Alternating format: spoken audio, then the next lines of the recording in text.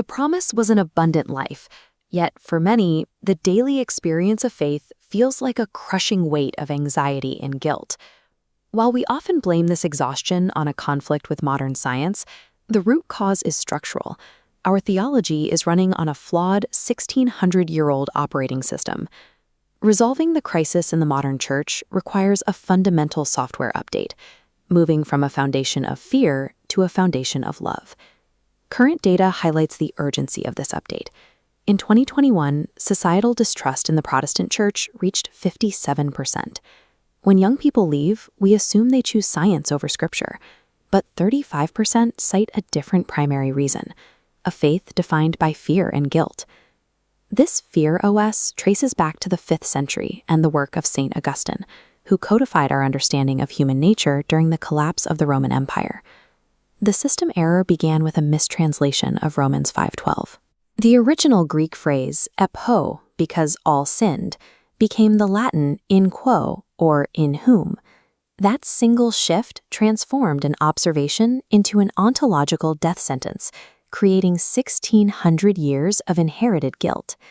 The heavy burden of original sin is a historical translation error, not a divine requirement. Modern physics provides the exact language needed to correct this error and liberate faith. The mathematical probability of our universe's initial low entropy state is 1 in 10 to the power of 10 to the power of 123. In particle physics, a number this precise excludes the possibility of a random accident, pointing instead to a highly calibrated design. Albert Einstein's models expand this framework into the nature of time itself. His block universe theory shows past, present, and future existing simultaneously in a 4-dimensional spacetime. This model identifies heaven as a present-tense reality.